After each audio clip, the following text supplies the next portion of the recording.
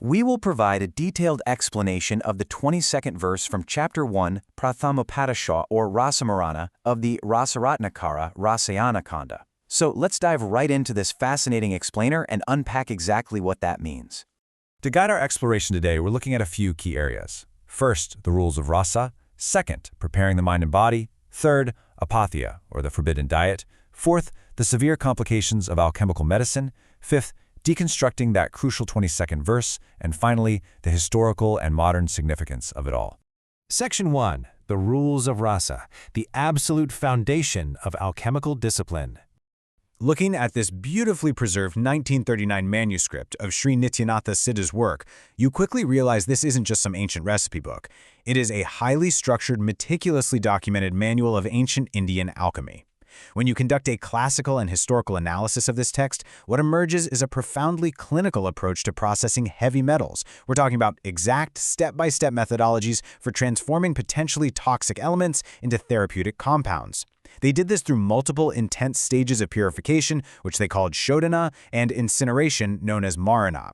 Sri Nityanatha Siddha didn't just guess. He systematically documented the precise botanical interactions, exact heating schedules, and strict patient protocols needed to safely administer these potent substances. It really frames this alchemy strictly within a medicinal, clinical context, rather than just purely spiritual transmutations. The entire text revolves around one core concept, rasa. In our classical analysis, rasa primarily denotes mercury. It's the central alchemical substance of this entire tradition, and it demanded strict adherence to some incredibly complex consumption protocols. You see, processed mercury was absolutely never administered in its raw form. That would be a disaster. Instead, it underwent an elaborate sequence of 18 primary processing steps, known as the Astadasha Samskaras. These were specifically designed to strip away impurities and massively enhance its therapeutic bioavailability. The historical belief system treated rasa as a profound medicinal anchor. The idea was that when properly processed with specific botanical juices and subjected to intense, measured heat, it acted as a powerful catalyst for longevity and targeted disease eradication. But, and this is a massive but, without this rigorous framework, consuming rasa was considered highly, highly dangerous. Section 2. Preparing mind and body, focusing on purification before consumption. The opening verses of Chapter 1 make something abundantly clear. Physical purification is completely meaningless if you don't have a purified mind. Practitioners and patients alike were required to undergo this intense regimen of mental purification and atonement, referred to as prayashita. We're talking deep meditative practices, specific, rigorous breathing exercises, and the recital of mantras, all designed to perfectly align the patient's psychological state with the medicinal process. The classical texts emphasize over and over that the efficacy of these rasa-based medicines heavily, almost entirely depended on mitigating mental distress. Establishing absolute psychological equilibrium had to happen before any physical administration could even take place. Let's actually break down one of the key lines from those opening verses. The Roman transliteration reads, Vishuddha dehashtu pushayet devatam gurum.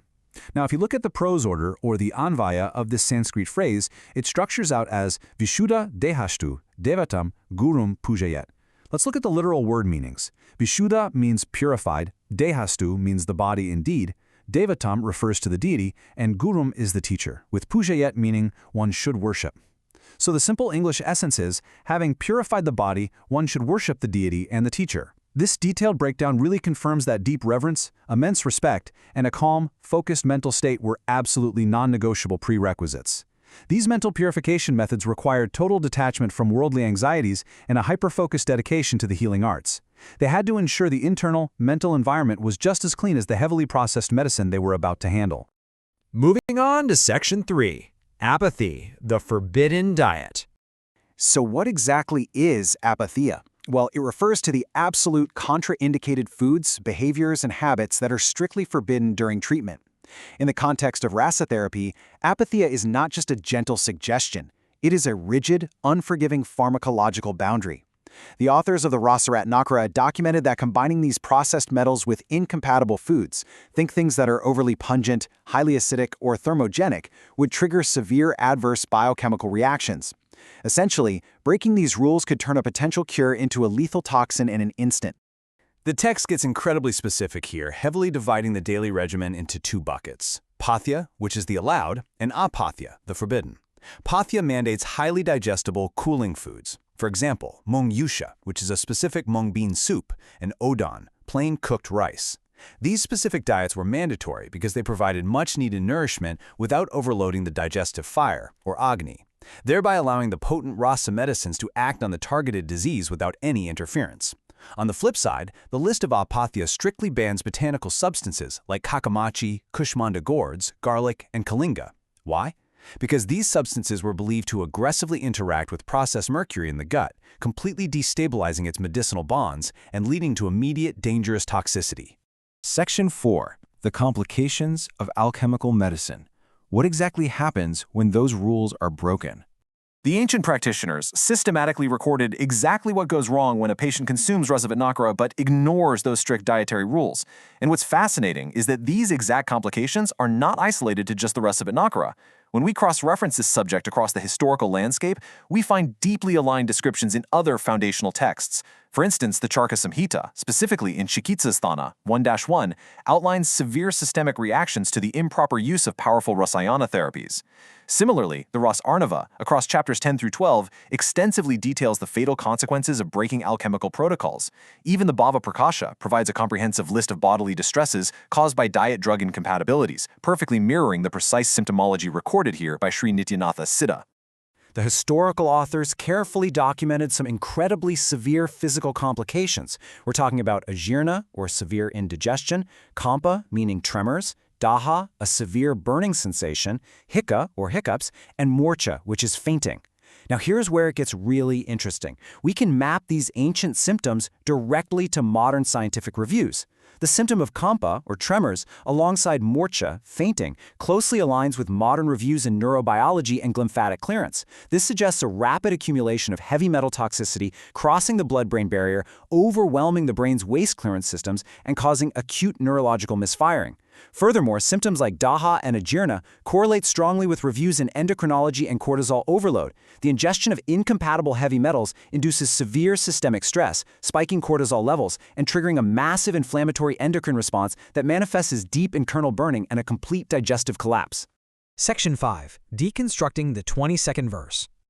This brings us right to the core of our explainer. Here is the original Sanskrit text of the 22nd verse.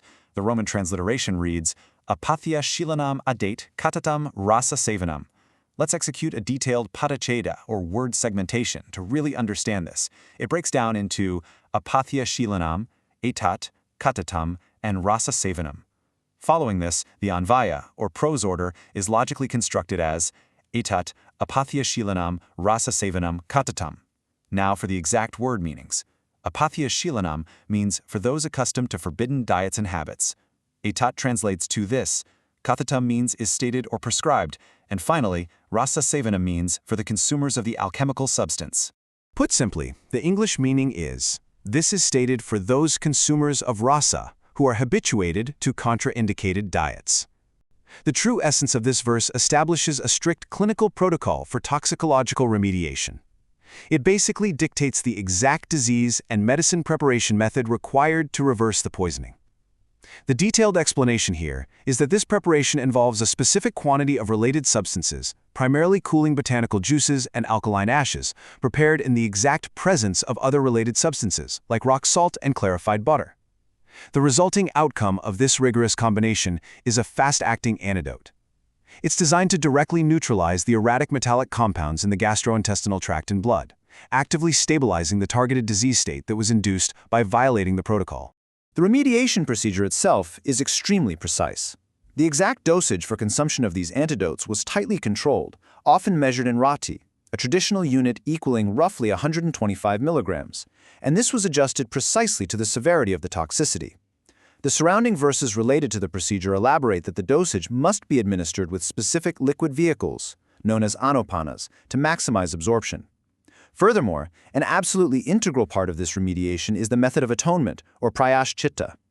Mental purification was strictly enforced to reset the patient's physiological stress response.